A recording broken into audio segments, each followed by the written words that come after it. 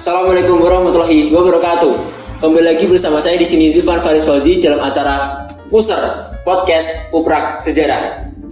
Di sini kita akan membahas tentang apa aja sih dampak dari kebijakan dari masa pemerintahan Soeharto. Tapi kayaknya gak enak deh kalau misalkan kita bahas sendiri. Oleh karena itu kita akan panggil 3 teman kita. Ini 3 teman kita, gimana kabarnya Mas? Alhamdulillah baik. Alhamdulillah sehat. Ngeri break. Oke, sebelumnya kita akan perkenalan terlebih dahulu. Perkenalkan, nama saya Zulfan Faris Fauzi, nomor absen 31. Saya Bima Sakti Pratama, nomor absen 9. Saya Raditya Renide, nomor absen 24. Saya Muhammad Tirgaluda, nomor absen 21. Oke. Dan kita semua ini berasal dari kelas MIPA 1.6. Oke, yang pertama, menurut kalian apa aja sih kebijakan-kebijakan dari pemerintah Soeharto? Kalau saya sih integrasi Timur-Timur. Integrasi. Oke. Kalau Adit? Kalau aku sih pelita ya. Oke, Pelita. Kalau Rigel? Kalau aku tuh yang dua fungsi ABRI itu. Oke, di fungsi ABRI. Berarti tadi integrasi Timur, Pelita, dan di fungsi ABRI. Dan menurut kalian apa sih dampak-dampak dari pemerintah kebijakan tersebut? Pertama dari integrasi dulu deh. Pelita sih. Pelita aja dulu sih kan urut kan. Oh iya, Pelita dulu. Pelita dulu sih. Jadi pelita itu salah satu kebijakan ya trademarknya terbaru gitulah ya. Dampaknya itu gede banget, ada dampak positif sama dampak negatif. Nah dampak positifnya dulu nih. Dampak positifnya dulu kita itu jadi punya kayak acuan gitu loh. 5 tahun, oh kita harus punya target, kita harus bangun ini. Kita jadi punya tujuan gitu kan untuk membangun. Jadi bernegara itu ada tujuannya. Nah tapi dampak negatifnya, utang luar negerinya itu meningkat. Utang luar negeri yang meningkat dan delalah bayar utangnya itu waktu krisis ekonomi kan. Itu utangnya pas awal masa jabatan kan berarti. Yes. Berarti Pak Harto dilantik menjadi presiden, beliau ngutang, terus jangkanya 32 tahun ya? Iya. Nah, 32 tahun Utangnya numpuk-numpuk. harusnya bayar utang pas 98 ya? Tapi malah ada krisis tadi. Iya. Itu krisisnya gila-gilaan gak tau? Iya banget. Gila-gilaan itu. Kayaknya sampai ada demo tuh ya akhirnya tuh kan. Ya, yang banyak peristiwa Trisakti ya kan? Iya, meninggalkan Wah itu Sampai Pak Harto lengser kan? Parah banget berarti. Chaos. Kaos. bener sih. Bima ada pendapat? Kalau pelita tuh ya mungkin sama ya. Kan itu kan ada, kalau pelita kan ada yang jangka pendek sama jangka panjang. Mungkin kalau harusnya itu kayak suatu negara itu kan harus punya tujuan. Bagus sih kalau ada pelita kayak kan ada kayak GBH ini ya gitu kan. Ya, terus kan Pak Harto itu kan dari Pak Soekarno ya. Pak Soekarno kan itu pas Pak Harto itu awal masanya itu kan beliau fokusnya itu buat pembangunan kan berarti memulihkan sektor-sektor yang terpuruk pas masa Pak Soekarno itu kan berarti kan. Oke sih. Udah belum sih? Oke. Cukup ya. Cukup kan? Ada tambahan nggak? Bima? Beda, oke. Yuk lanjutnya tadi apa? Di fungsi aja. Integrasi terakhir. Ya, fungsi dulu. Oh iya, kalau di fungsi ABRI ini pada masa pemerintahan Pak Soeharto ini apa ya? Aparat dari ABRI itu bisa masuk ke ranah politik gitu loh. Nah, jadi misal kayak DPR, MPR, terus apa lagi? Terus DPD, camat, lurah, gitu kan. Semuanya. Kalau nggak salah nih di buku itu 1/5-nya itu diisi oleh anggota aparat tadi. Bisa 1/5 ya. 1/5 ya kan. Jadi meskipun 1/5, tapi itu intervensi atau pengaruhnya terhadap dunia politik itu besar banget gak sih? Besar banget sih menurutku, soalnya kan selain di eksekutif itu kan ada juga yang parlemen di apa isinya abrisme. Jadi kan di legislatif maupun eksekutif kan juga abrisme di sini. Apalagi ABRI-nya bawahannya Pak Soeharto ya, ya. jadi orang anggap bahwa abri-abri yang berada di pemerintahan itu tangan kanan dari Soeharto, ya kan? Ya, menterinya muter-muter itu aja. Iya. Siapa itu namanya? Pak Jok. Yang ada 3 menteri itu loh. Ya itu dirotasi terus kan. Yang waktu pertama menjabat jadi menteri olahraga, terus ini menteri luar negeri, terus menteri apa lagi lupa ya. Ya pokoknya itulah ya. Terus kepilih lagi, dirotasi lagi, kepilih lagi, dirotasi lagi. Ya kurang lebih patternnya begitu sih ya.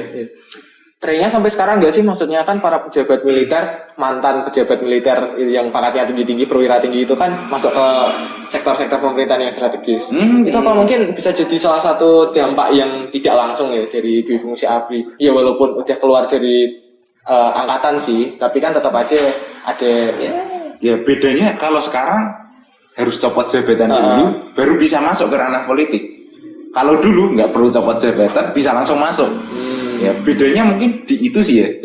Masalah Tapi mungkin masalah yang lainnya hampir praktisnya sama. sih. Nah, masih sama sih ya. Iya. Ya memanglah seperti itu.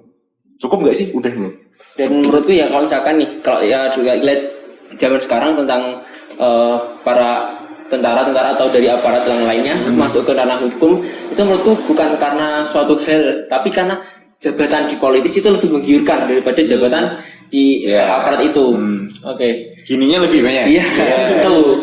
Tapi menurutku selain dui fungsi masalah itu ada sisi positifnya sih, yang masalah sosial. Yang ABRI masuk desa itu kan sebenarnya bagus. Oh pembangunan ya kan? Ya kayak ya misalnya kan lebih ke apa namanya kayak pengawasan di desa biar lebih aman kan kayak gitu kan bagus. Bagus sih ya sebenarnya.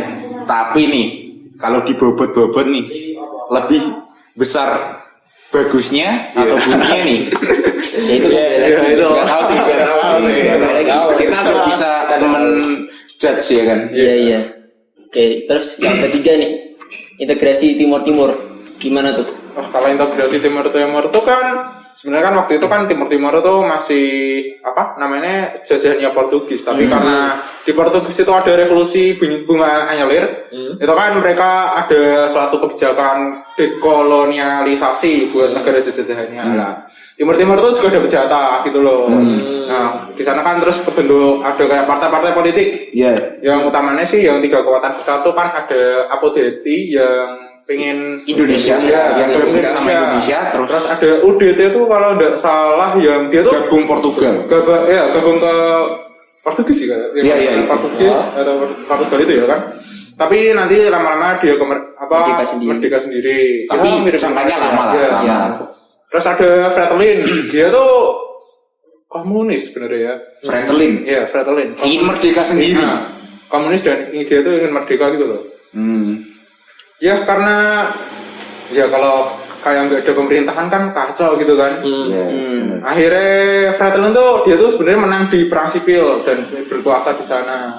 Ya karena tahu sendiri kan Pak Harto kan Anti. Gimana sama komunis. Iya benar. Iya. Udah didukung sama Amerika, negara lain yang Australia. nggak mau Operasi Saroja deh. Iya. Biar nggak ada efek domino komunis itu tadi ya. Oh ya berarti tadi buat ngelawan Fretilin yang udah menang di ranah sipil ya tadi. Yang lain gabung tuh. Bener nggak sih? Iya. Jadi akhirnya bisa mengguli nggak sih? Iya, Indonesia kan juga besar itu kan. Militernya udah kuat. Mungkin kalau dampaknya sih, kan itu kan terus Timur-Timur kan gabung ke kita. Mungkin dampaknya ya kita harus kayak sejajarkan pembangunan di sana dengan daerah-daerah dengan Indonesia yang udah dibangun itu. Ya nambah-nambah duit lah. Tapi kalian tahu nggak sih? Nah ternyata itu bangsa Indonesia setelah dapat Timur-Timur justru dibully loh di kancah luar negeri. Kenapa tuh? Gimana? Kenapa tuh? Karena waktu kita mendapatkan Timur-Timur dalam tanda kutip operasi militernya itu kita menyerang juga kayak sipil Yang pelanggaran HAM itu ya? pelanggaran HAM. Santa Cruz itu berarti ya. Yang militer menembak masyarakat sipil itu Iya. Habis itu ternyata kan apa yang kita berikan ke Timur-Timur nggak sepadan dengan apa yang kita dapatkan kan. Soalnya Timur-Timur itu kan kurang aja gitu sumber daya alamnya ya. Malah kita yang bangun di sana lebih banyak ya. Masih ada tambahan pendapat lagi. Dan itu kan tadi kan kebanyakan dampak negatif. Menurut kalian ada nggak sih dampak positif dari lepasnya Timur-Timur? Ini apa ya? Ada nggak? BN nggak perlu ditambahin. Tapi Jadi dananya buat bangun Indonesia. Tapi kalau Timur-Timur itu kan, kalau lepasnya Timur-Timur kan Pak Habibie. Kita kan biasanya Pak Harto. Oh iya. Piye tuh kan OOT dikit ya. Iya masih diberikan lah. Benar, tapi apa? Dampak positifnya apa ya? Benar, pikir dulu. mungkin karena Indonesia itu kan gini nanggok timur-timur kan. Iya. Jadi langsung bunder itu Indonesia semua. Itu kok Tapi menurutku dampak positifnya dari segi militer, jadi kalau misal timur-timur itu bekerja sama dengan misalnya negara lain gitu kan, itu bahaya kan, karena dekat banget sama Indonesia berbatasan langsung. Nah misalnya negara lain mendirikan pos-pos militer, Oh itu iya, bahaya banget. bisa kena dampak gitu. bentar. Itu kan di NTT kan? Ya deket lah. Deket itu timur di atasnya apa di bawahnya tuh lupa. Di sebelah barat. Bawah berarti. Bukan. Pucuk atau pucuk atas? Jadi kan sini timur, di sebelah timurnya cuma gabung gini loh. Itu satu pulau sebenarnya. Ya, masih satu pulau kan, cuma dibatasi kayak Papua Nugini sama Papua kan. Yang timur yang barat. Yang timur ya? Yang timur. Oh, berarti condong harusnya masuk wilayah Indonesia sih ya. Itu tuh ada sejarahnya sebenarnya. Oh iya. Iya, waktu zamannya Portugis sama Belanda saling mencari daerah jajahan, itu ada sejarahnya di situ. Makanya nggak jadi satu tadi. Ada pembagian wilayahnya lah gitu. Bener juga ya. Ada tanggapan lain nggak nih? Udah sih. Udah. Sudah. Oke, cukup sekian. Bentar. Apa? Sebenarnya itu kebijakannya itu nggak cuma 3 tadi sih, masih banyak sebenarnya. Oh iya. Iya sih sebenarnya. Tapi kan nggak bisa dibahas nih.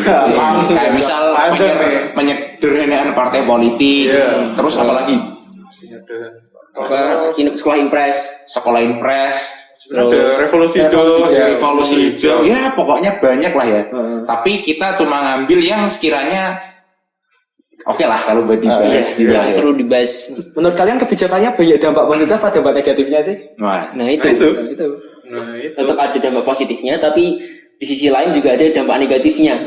aku tuh pernah lihat di YouTube ya. Ya, apa tuh? Ada seseorang tokoh itu berkata, Pak Harto itu jasanya buat bangsa Indonesia sangatlah besar. Bukan sangatlah, besar lah. Iya. Tapi dosanya juga nggak kalah besar. Iya. Tahu tuh. Nah, benar. Itu dikutip dari perkataan Pak Gus Dur.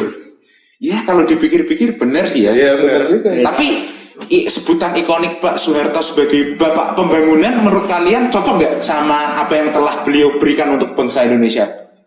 Menurut saya cocok sih sebenarnya. Cocok ya? Cocok. Tapi agak kayak gimana gitu ya? Soalnya kan Karena ketutup dosanya tadi. bukan Karena jauh sentris ya. hutang luar negeri kan jadi itu tuh. Ya mungkin kalau nggak kena krisis moneter enggak. Iya, bisa disebut secara mantep loh, Bapak Pembangunan.